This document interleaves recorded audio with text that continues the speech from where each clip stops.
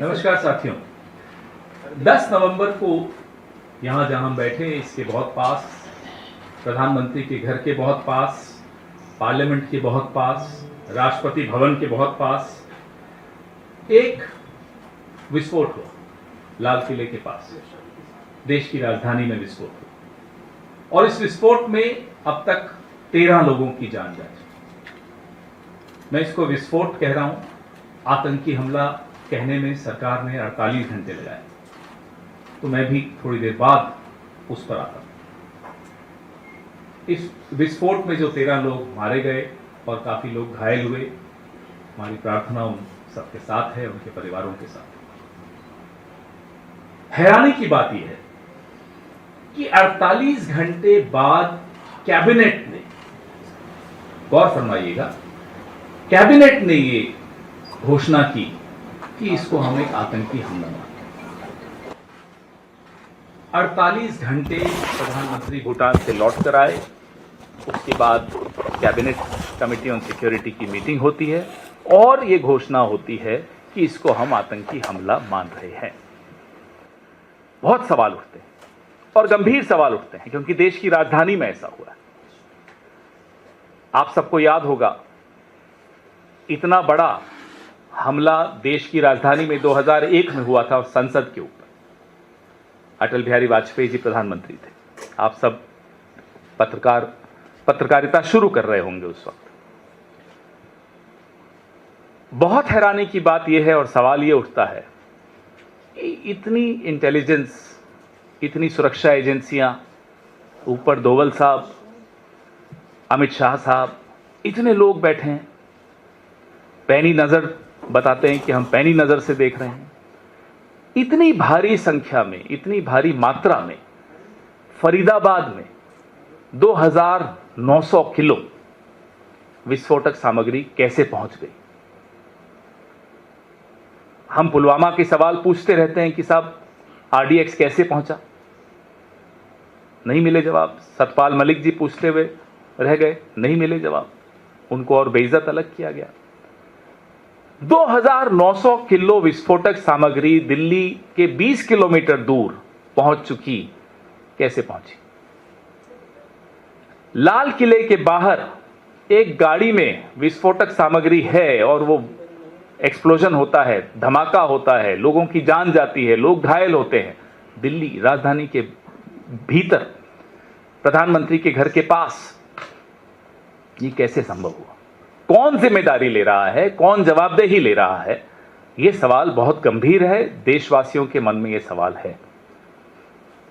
Congress party ने हमेशा, जब भी देश पर कोई हमला होता है, देश के किसी कोने में कोई आतंकी हमला होता है, वो उरी हो, पठानकोट हो, अमरनाथ हो, पहलगाम हो, या उससे पहले पुलवामा हो, या अब लाल किला हो, हमने बार बार यह दोहराया है कि हम सरकार के साथ खड़े रहेंगे।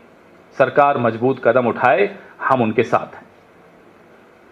प्रधानमंत्री पहलगाम के बाद, ऑपरेशन सिंदूर के बाद जो हुआ, उस पर मैं दोहराना नहीं चाहता, आप सबके सामने है। अब तो हम गिनती भी भूल गए, ट्रंप ने कितनी बार क्या क्या कहा कि उन्होंने जबरदस्ती सीज फायर कराया था। चलिए उस पर आज नहीं जाते। बिहार के चुनाव में प्रधानमंत्री ने कितनी बार हल्की टिप्पणियां की विपक्ष को लेकर, पहलगाम को लेकर, ऑपरेशन सिंदूर को लेकर, हम उसमें भी नहीं जाना चाहते। अपनी अपनी राजनीतिक चरित्र है, अपना अपना तरीका है राजनीति करने का, हमारा यह तरीका नहीं। हम सरकार के साथ खड़े हुए आपको हमेशा मिलेंगे जब भी कोई हमला होगा, लेकिन सरकार से सवाल पूछने का भी हमारा एक धर्म है जो हम निभाएंगे। यह विस्फोटक सामग्री कैसे पहुंची, यह विस्फोट कैसे हुआ, किस स्तर पे फेलियर हुआ, किसकी विफलता रही, कौन जवाबदेही लेगा, कौन जिम्मेदारी लेगा। हमें याद है 26/11 हुआ था, हमारी सरकार थी, गृह मंत्री ने इस्तीफा दिया था। इसलिए हम एक नैतिक ताकत से यह पूछ सकते हैं कि साहब आपके यहां जिम्मेदारी कौन ले रहा है, आपके यहां जवाबदेही किसकी हो रही है। हम यह भी मांग करते हैं कि प्रधानमंत्री की अध्यक्षता में एक सर्वदलीय बैठक तुरंत बुलाई जाए। देश की राजधानी पर हमला हुआ है, प्रधानमंत्री की प्राथमिकताएं हो सकती हैं भूटान रही हों, अब तो वापस आ भी गए हैं, बिना विलंब के एक all party meeting under the chairmanship of the prime minister, ये रिपीट मैं इसलिए कर रहा हूं इंग्लिश में भी हिंदी में भी, ताकि उनको ये बात समझ में आए प्रधानमंत्री जी को, कि ऑल पार्टी मीटिंग बुलाना और घमंड इतना कि आप उसमें खुद ना आए, ये अच्छी बात नहीं है, क्योंकि देश की सुरक्षा से जुड़ा हुआ मामला है और गंभीर मामला है। इसलिए हमारी ये मांग है कि प्रधानमंत्री अपनी अध्यक्षता में एक सर्वदलीय बैठक बुलाए, ऑल पार्टी मीटिंग बुलाएं। हमने यह भी मांग की है कि जो संसद का सत्र होने वाला है उसको थोड़ा एडवांस कर दें, प्रीपोन कर दें, थोड़ा जल्दी इसको बुलाएं, क्योंकि ये एक गंभीर चुनौती है देश के सामने। हमें नहीं लगता, हमें मालूम नहीं कि सरकार इसको कितना गंभीरता से ले रही है, कोई इसके सबूत तो नहीं मिल रहे कि सरकार इसको बहुत गंभीरता से ले रही है। भूटान तो नहीं जाते प्रधानमंत्री अगर बहुत गंभीरता से ले रहे होते तो। ये हैरानी की बात है, ये बड़ा परेशान करने वाली बात है। हम सरकार के साथ खड़े हैं, बनिस्पत सरकार एक स्टैंड ले, सरकार खड़ी हुई दिखे, सरकार कुछ करती हुई दिखे। इसलिए हमारी ये मांग है कि आप ऑल पार्टी मीटिंग बुलाइए, आप संसद के सत्र को थोड़ा जल्दी कराइए, और ऑपरेशन सिंदूर के दौरान पहलगाम के बाद प्रधानमंत्री ने कहा था, सरकार ने कहा था कि एक न्यू नॉर्मल डॉक्ट्रिन है। वो डॉक्ट्रिन आपको याद होगा कि कोई भी आतंकी हमला उसको हम एक्ट ऑफ वॉर मानेंगे, युद्धात्मक कार्रवाई मानेंगे। हम ये जानना चाहते हैं सरकार से, अब इस आतंकी हमले को आप किस तरह से देख रहे हैं, क्योंकि जाहिर सी बात है ये आतंकी हमला हो, इसको बाहरी ताकतों द्वारा समर्थन भी मिल रहा है, ताकत भी मिल रही है, प्रेरणा भी मिल रही है। This act of terror draws its sustenance and support and inspiration from external forces. Therefore, we want to know from the Prime Minister the so-called new normal doctrine that was touted during Operation Sindoor and after Pahalgam by the Prime Minister, by the BJP government. Does it still stand? These are our questions. Your questions, please. Sir, PJ Dhanuka appears to have already absorbed Pakistan. Is saying there are clear signs of this being a homegrown terror operation. He's also pointed out to how he had mentioned all of this earlier as well, but the government never seems to pay any attention. If the government takes over 50 hours to give any clear picture, obviously there will be a lot of room for speculation. Obviously there will be a lot of theories floating around within the studios, television studios. Every day, every hour, we are watching new theories being floated by all of you. So in the absence of any clear picture, any official version, obviously there will be theories. The government took 50 hours to conclude that this was a terror attack. There were speculations, there were theories being touted. Somebody said it was a CNG blast, somebody said it was something else. So, for any responsible government, you should not leave any room for any speculation from any quarter. That's how a responsible government acts. पवन जी, ये जो जांच पड़ताल चल रही है, पवन जी इधर, ये जो जांच पड़ताल चल रही है, अभी तक जिस तरीके से जांच आगे बढ़ी है, नए नए खुलासे हो रहे हैं, एनआईए की जांच चल रही है और एक पारदर्शी तरीके से जांच हो रही है, एक पेशेवर तरीके से जांच हो रही है। कल जो बयान आया, जीरो टॉलरेंस आतंकवाद के खिलाफ सरकार की रहेगी, सरकार ने साफ किया ये एक जघन्य आतंकवादी हमला, ये भी माना है। तो तस्वीर तो साफ हो रही है, लेकिन जांच पूरी होने तक क्या ये इंतजार करना चाहिए कि कौन दोषी है कौन नहीं, इसमें स्लीपर सेल है या फिर सीमा पार आतंकवाद से इसका लिंक जुड़ा है, पाकिस्तान से इसका? आप जो सलाह दे रहे हैं सही दे रहे हैं, गलत व्यक्ति को दे रहे हैं। ये सलाह आपको टीवी चैनल्स को देनी चाहिए, ये सलाह आपको बीजेपी के जो सोशल मीडिया हैंडल्स हैं उनको देनी चाहिए, ये सलाह आपको तमाम राइट विंग इन्फ्लुएंसर्स को देनी चाहिए। Don't jump to conclusions. और कंक्लूजन्स पे जंप दो हालातों में लोग करते हैं।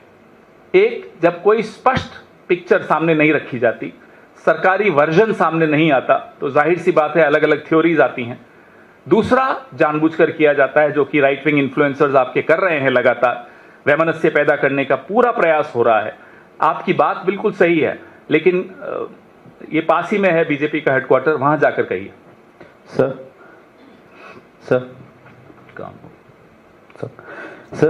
you talked about fixing accountability. So, are you directly asking for the Home Minister's resignation?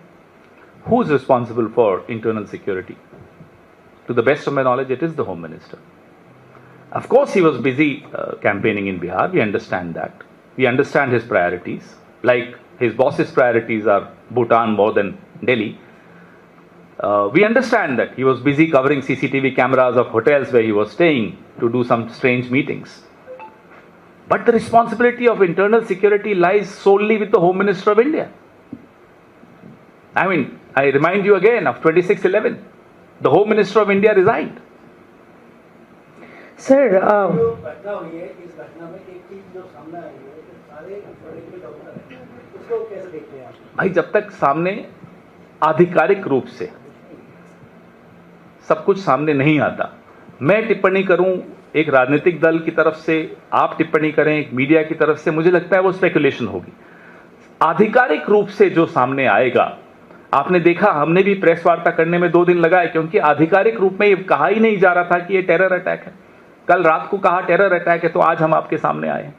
तो एक जिम्मेदार राजनीतिक दल और एक जिम्मेदार नागरिक होने की तरह हम किसी भी थ्योरी पर नहीं टिप्पणी करेंगे, किसी अनुमान पर टिप्पणी नहीं करेंगे। आधिकारिक रूप से जो आएगा उस पर टिप्पणी करेंगे। Pawan Khera sir, Urvashi Khona this side from Zee media.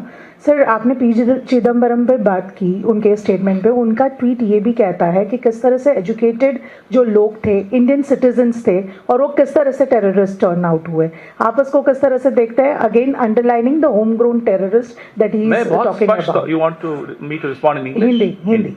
मैं बहुत स्पष्ट तौर पे आपको पहले भी कह चुका हूं, जब सरकार आधिकारिक बयान देने में 48 से 50 घंटे लगाएगी, तो जाहिर सी बात है नए नए अनुमान लगाए जाएंगे। वो अनुमान सही हैं गलत हैं उस पर मैं टिप्पणी नहीं करूंगा, हैं वो अनुमान। आधिकारिक बयान जो सरकार का होगा, सुरक्षा एजेंसीज का होगा, उसके बाद कोई टिप्पणी करनी चाहिए। और मैं नहीं मानता कि उसके पहले की तमाम टिप्पणियां वो मीडिया में आए या किसी और नेता की तरफ से आए, उसको हम आधिकारिक मानेंगे। संसद सत्र को प्रीपोन करने की बात आपने कही, क्या आप चाहते हैं कि संसद सत्र के दौरान इस पर चर्चा हो? जाहिर सी बात है, ये एक बहुत बड़ी और बहुत गंभीर चुनौती है। जो देश की राजधानी में आतंकी हमला हो, उसको हल्के में नहीं लिया जा सकता। पूरा देश देख रहा है, देश की सरकार की तरफ, देश के मीडिया की तरफ, देश के विपक्ष की तरफ, देश की संसद की तरफ। तो इसलिए संसद की एक जिम्मेदारी बनती है कि इस पर गहन चर्चा हो। चर्चा के पश्चात देश को हम विश्वास में लेकर उन्हें बताएं कि हम सब एक आवाज में आतंक के खिलाफ लड़ने को तैयार हैं। सर, आपने अभी संसद के सत्र को पहले बुलाने की मांग भी रखी है और सर्वदलीय बैठक बुलाने की मांग भी की है। ऑपरेशन सिंदूर के बाद भी आप लोगों ने जो है इस तरह की मांग की थी और आप लोगों ने इस मुद्दे को पार्लियामेंट में उठाया भी था।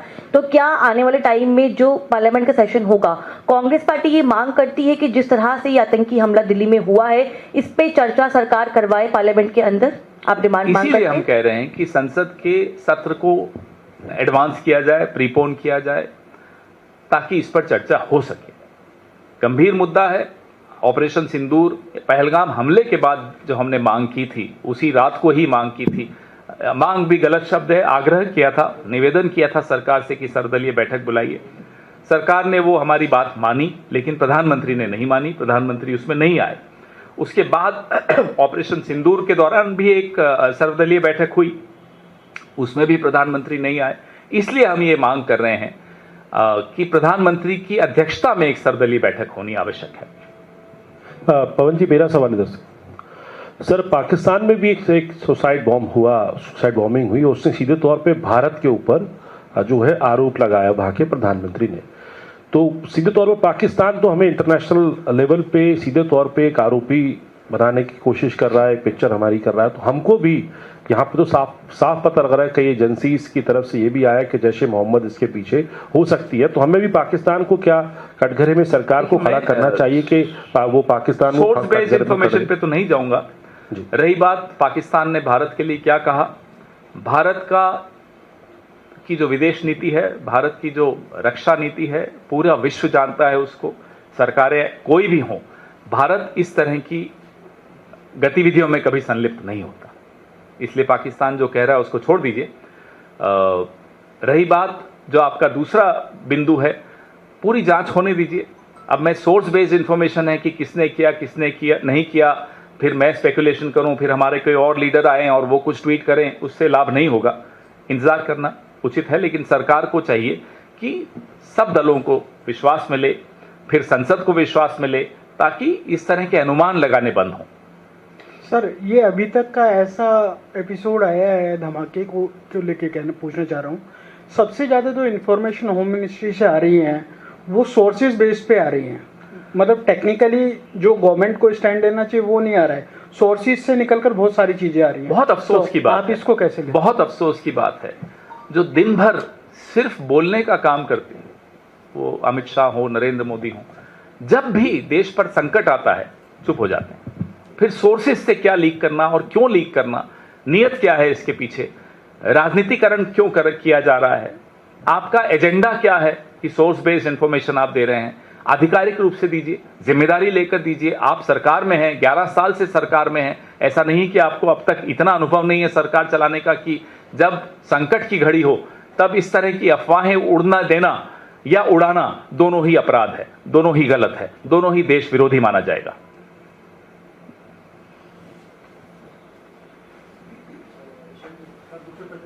नहीं, हाँ नहीं, इसी पे रखिए अभी। आज ये एजेंडा अलग है, आज ये संकट की घड़ी है, नहीं बिहार नहीं। ये सर, लास्ट टाइम ऑपरेशन सिंदूर के दौरान भी सुना तो नहीं था उन्होंने कि आपके जो डिमांड्स थे, अब इस बार कितने स्ट्रिक्टली, बिकॉज दिस इज मतलब obviously operation Sindoor was also severe, यहाँ पे जिस तरह से लोगों की मौत हुई है उसको लेकर अपोजिशन और कितना स्टर्न स्टैंड लेगी? हम मिलकर सब लोग आवाज उठा रहे हैं, संसद में भी उठाएंगे, आपके मार्फत उठाएंगे, और हमें पूरा भरोसा है कि आप लोग भी पिछले 11 साल में वो जो हुआ उसको भूलकर एक ऐसा स्टैंड लेंगे जो देश के हित में होगा और हमारी आवाज़ को बुलंद करेंगे। हम अपना धर्म निभा रहे हैं, सरकार अपना धर्म नहीं निभाए तो उसमें आपको और हमको मिलकर आवाज़ उठानी चाहिए।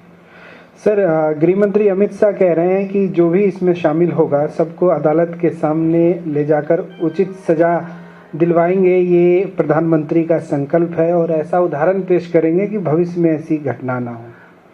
ठीक है, अच्छी बात है, लेकिन हमें जो सुना था ऑपरेशन सिंदूर के तुरंत बाद, ये एक न्यू नॉर्मल डॉक्ट्रिन है, फिर उस डॉक्ट्रिन का क्या होगा ये भी देश जानना चाहता है, क्योंकि देश के उस वक्त के गुस्से पर पानी फेरने के लिए अगर आपने सिर्फ एक जुमला दिया तो अलग बात है, तो बता दीजिए कि ये जुमला था, और अगर पानी फेरने के लिए नहीं था, लोगों का गुस्सा शांत करने के लिए नहीं था, तो फिर गृह मंत्री ने जो अब बोला है और प्रधानमंत्री ने जो तब बोला था उसमें एक बहुत बड़ा अंतर दिखता है।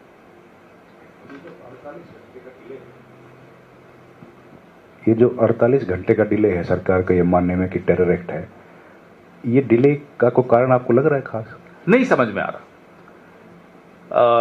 कभी किसी सरकार ने ऐसा नहीं किया। मुझे अच्छी तरह याद है 26/11 के बाद डॉक्टर मनमोहन सिंह ने राष्ट्र के नाम संबोधन किया था, प्रेस को संबोधित किया था, तुरंत आधिकारिक रूप से संवाद हम लोगों ने, हमारी सरकार ने मीडिया के मार्फत देश से शुरू किया था, ताकि कोई अफवाहें न फैल सके।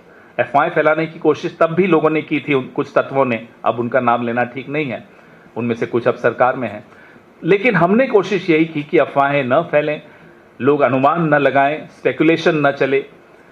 इसलिए किसी भी जिम्मेदार सरकार को एक एंगेजमेंट तुरंत शुरू करनी चाहिए देश के साथ। 48 घंटे में वो एंगेजमेंट नहीं हुई। अभी हमारे साथी ने सवाल पूछा, संजय जी ने, कि सोर्स बेस्ड इंफॉर्मेशन आ रही है। ये सोर्स बेस्ड इंफॉर्मेशन का एजेंडा कभी सीधा नहीं हो सकता, का एजेंडा कभी देश के हित में नहीं हो सकता।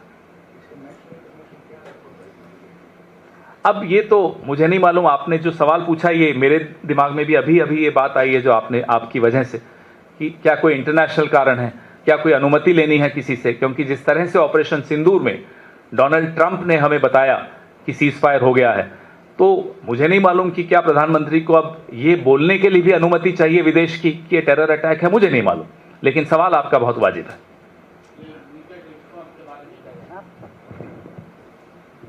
गवर्नमेंट की तरफ से जो म्यूटेड रिस्पांस आया है, यही जो Muted response. हाँ जी जी, what do you want to say about it? We want to ask questions. I completely share the curiosity you have, the concern you have as media and as responsible representatives of the media. Why this delay? I don't know about muted response, that's your version and I completely respect it. Perhaps he is right, there is international pressure, perhaps they needed permission from abroad to even term it as a terror attack. In that case, it would be very unfortunate. Pawan sir, मेरा सवाल ये है, लगातार जिस तरह से इस पूरे मामले में 2900 किलो अमोनियम नाइट्रेट फरीदाबाद पहुंच जाता है, 350 किलो आरडीएक्स पहुंच जाता है, गृह मंत्री लगातार इस बात को कहते हैं कि अगले साल तक हम नक्सल पूरा खत्म कर देंगे, आर्म्स एम्यूनिशन का जो पूरा चेन है वो उसको ब्रेक कर दिया जाएगा। राजधानी के 20 किलोमीटर की पेरिफेरी में इतना सारा आर्म्स एम्यूनिशन आरडीएक्स का आना, क्या जो राष्ट्रीय सुरक्षा सलाहकार है या गृह मंत्री है, सीधी जिम्मेदारी उनकी नहीं बनती है? क्या कांग्रेस पार्टी इस इतनी बड़ी घटना के लिए सीधे गृह मंत्री का इस्तीफा नहीं मांगे? सीधा सीधा अपनी प्रेस वार्ता के शुरू में और कल हमारे महासचिव संगठन ने कल और आज दोनों दिन लगातार आपसे बात भी की मीडिया से, और यही बात रखी कि गृह मंत्री की सीधे सीधे जिम्मेदारी है। यह भी कहा कि हमारे वक्त 26/11 में गृह मंत्री ने इस्तीफा दिया था। हम ये मानते हैं कि ये काफी इतने समझदार तो हैं कि इस इशारे को समझे। वही फरीदाबाद वाला। देखिए, ये सामग्री कहां से आई? सिर्फ सीएम का नाम ले लें तो ये गृह मंत्री को बचाने वाली बात होगी। ये सामग्री हरियाणा से आई, हरियाणा में कहां से आई, ये सारी जांच होनी चाहिए। अब फिर इन्होंने क्या किया, आधिकारिक रूप से कुछ चीजें बताई, बाकी सोर्स बेस शुरू कर दी। सोर्स बेस में आया साहब रीजन बन रहा था, वो बन रहा था, ये बन रहा था, अलग अलग अफवाहें उड़नी शुरू हुई। तो अफवाहों से अपना इनका काम चल रहा हो तो हो सकता है इनकी पार्टी का काम अफवाहों से अच्छी तरह चल जाता होगा, सुचारू रूप से चलता होगा, लेकिन देश की सरकार अफवाहों के ऊपर नहीं चल सकती, क्योंकि देश की सुरक्षा का सवाल है।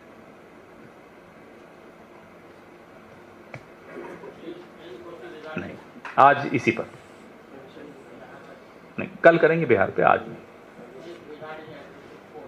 एग्जिट पोल पे हम कभी ना बोलते हैं, ना सुनते हैं एग्जिट पोल को, ना देखते हैं एग्जिट पोल को। फिगर दिया था, होम मिनिस्टर गिवन 160 फिगर। बोलने दीजिए, होम मिनिस्टर की यही तो प्राथमिकताएं हैं, यही प्राथमिकताएं हैं। पूरे वक्त बिहार में थे, यहां ये हालत हो रही है कि विस्फोटक यहां 20 किलोमीटर दूर तक आ गया। आप करिए प्रचार, फिर किसी और को गृह मंत्री बनाइए जो प्रचार नहीं करता हो। धन्यवाद।